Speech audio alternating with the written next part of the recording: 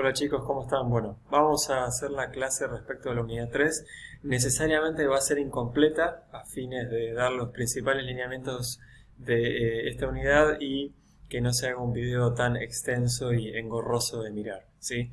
Lo que yo voy a hacer es explicar dos de los tres textos. Por un lado teníamos a Murmis y Portantiero del año 71 y el texto de, mejor dicho, el libro de Daniel James del año 88. El libro que teníamos de Dojon lo vamos a dejar afuera porque es una lectura mucho más fluida, de estilo de manual. Ahí ustedes pueden ver más la historia del sindicalismo y la formación del sindicalismo peronista exclusivamente. En esta unidad lo que nos vamos a centrar es en la emergencia y consolidación del peronismo, en cómo los trabajadores se hicieron peronistas, dicho de una manera muy coloquial, y en los debates sociológicos e historiográficos que ha traído esta temática desde mediados del siglo XX. ¿Sí? Vamos a arrancar primero con Murmis y Portantiero. ¿Sí? Este es del año 71. Esto es importante para ver el estilo de escritura que van a tener los autores. Y en primer lugar, ellos inician con una fuerte crítica a la teoría clásica de Gino Germani.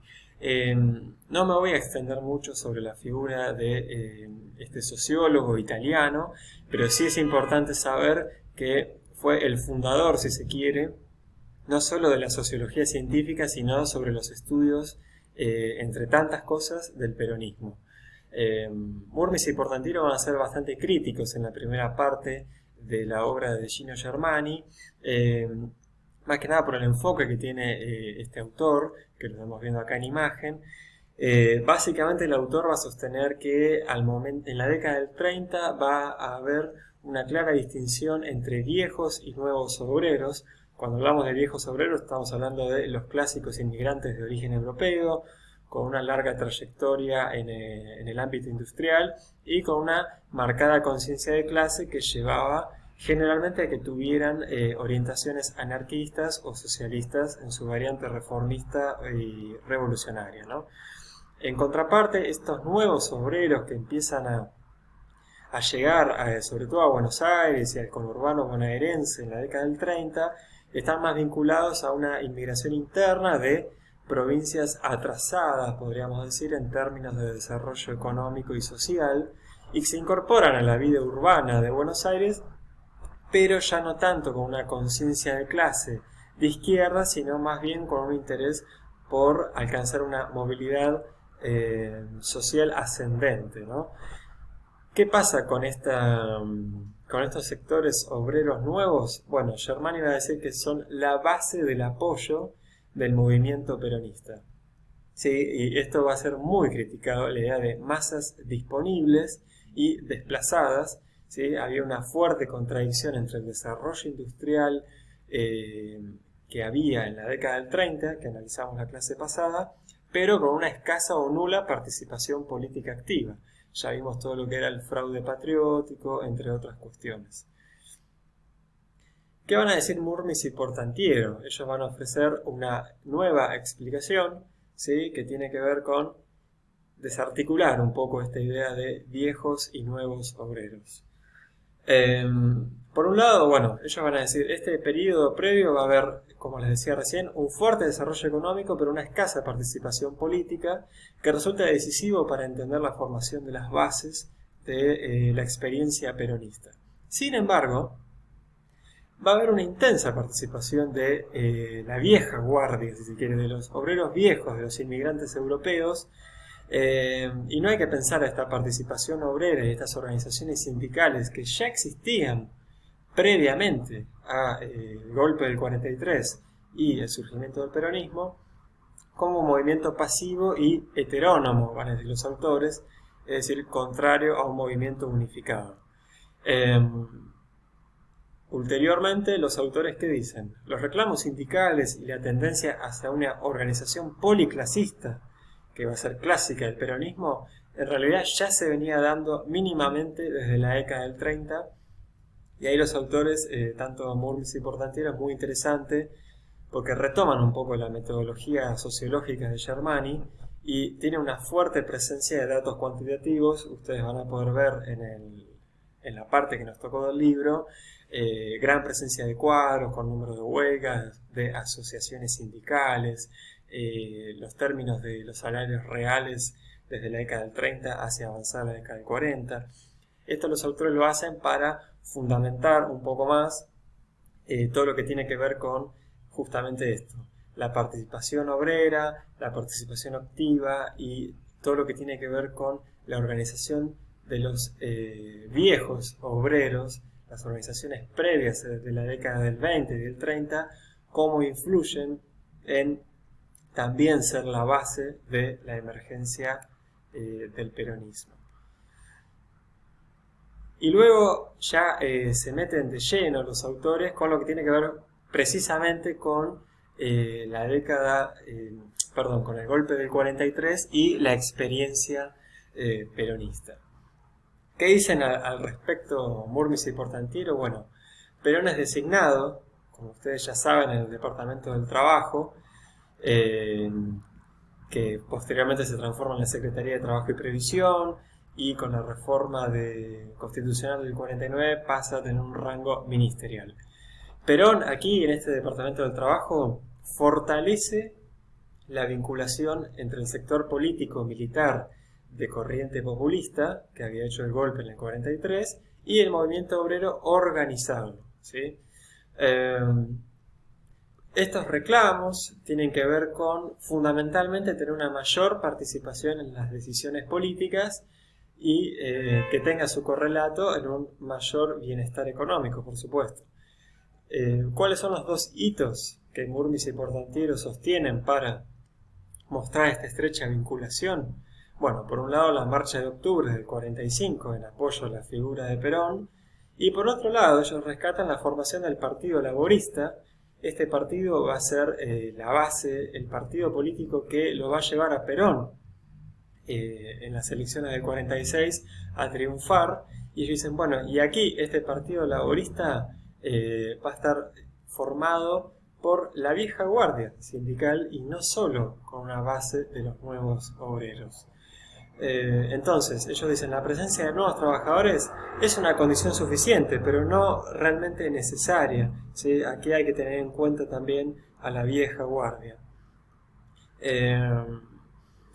Y bueno, después ellos dicen que el apoyo de esta vieja guardia se va a ver también acompañada por sectores de la burguesía menos poderosa, podríamos decir la burguesía industrial, que se consolida desde la Primera Guerra Mundial hasta la década del 40, y que se va a ver fuertemente beneficiada porque aumenta la demanda de bienes y servicios en el mercado interno, producto de las mejoras materiales concretas que ofrece Perón a los sectores trabajadores, y de esa manera logran legitimar políticamente su lugar en la sociedad a través del movimiento peronista.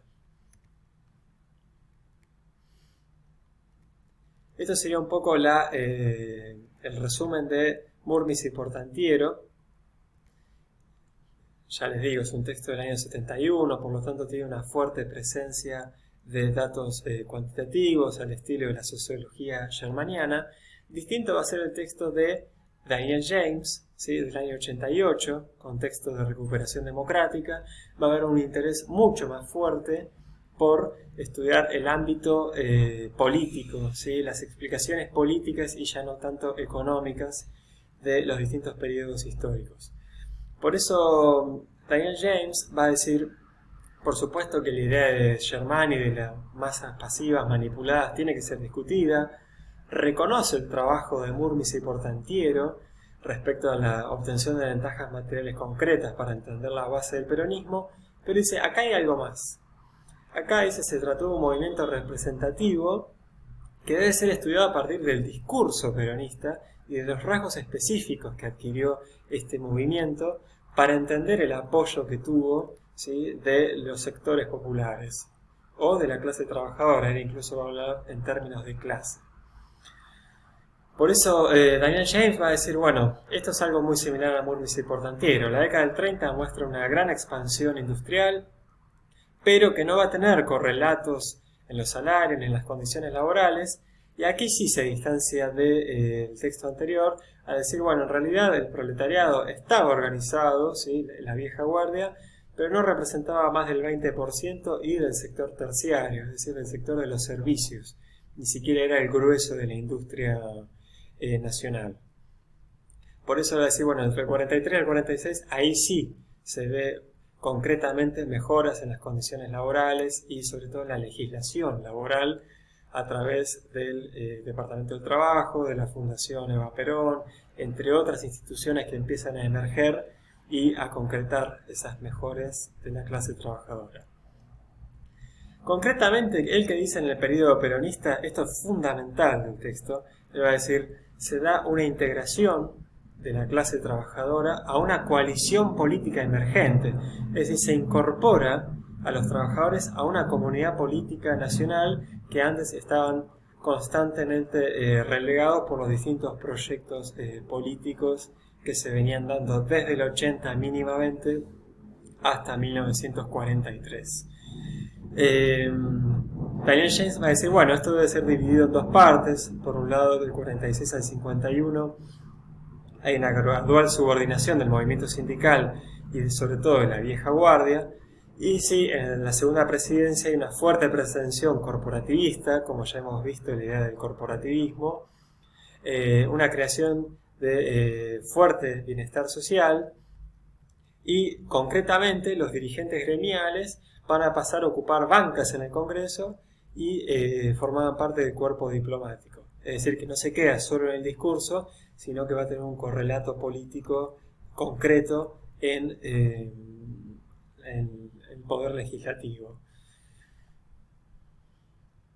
Esto ya lo vimos. Bueno, y finalmente ahí sí él se mete con la retórica peronista, él va a tener un fuerte interés por estudiar el discurso peronista. Aquí tenemos la imagen de Eva Perón, ¿sí?, en su último discurso antes de su fallecimiento.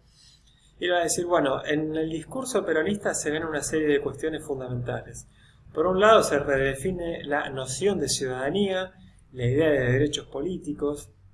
El Estado pasa a formar parte ya de un espacio donde las clases, ¿sí?, y no los individuos, pueden establecer esos derechos y exigencias de orden corporativo, distinto a la concepción liberal o republicana. Y los trabajadores tenían derecho a interesarse por el desarrollo económico de la nación, es decir, forman parte ahora los trabajadores del diagrama del rumbo económico que tiene que tener la nación y por supuesto de su participación, obviamente, ¿no?, dentro de esa distribución económica. Después, bueno, Daniel James retoma algunos significados importantes y él va a decir el peronismo, en los discursos de Perón y de Evita sobre todo, en ese discurso herético, disruptivo, podríamos decir, va a haber una serie de categorías que son resignificadas, categorías que eran negativas y pasan a ser fundamento de orgullo, ¿no? Por un lado la negrada, la idea de descamisados, la oposición entre oligarquía y pueblo. ¿Sí? Daniel James va a decir, bueno, la idea de pueblo, nación, trabajador son prácticamente sinónimos y se van a oponer a un enemigo que, si bien Perón apelaba a la idea de una comunidad organizada y que no fuera el concepto de izquierda de lucha de clases, sí que el enemigo va a ser la oligarquía terrateniente, ¿sí?, que prohibía o obstaculizaba hasta el año 43 el acceso o la participación económica y política de estos trabajadores. De alguna manera, Daniel James lo que hace es incorporar la dimensión política para dar una explicación más integral a lo que tiene que ver con explicar por qué el pueblo trabajador apoyó a Perón, no solo en su surgimiento, durante el golpe de Estado, sus dos presidencias, sino que trascendió y tuvo un apoyo más allá de los sucesivos golpes de Estado que veremos posteriormente. Hasta aquí la clase. Se abre un foro de consultas, de preguntas, y la clase que viene de todos modos retomaremos estos contenidos y avanzaremos ya con la etapa de la proscripción. Que sigan muy bien.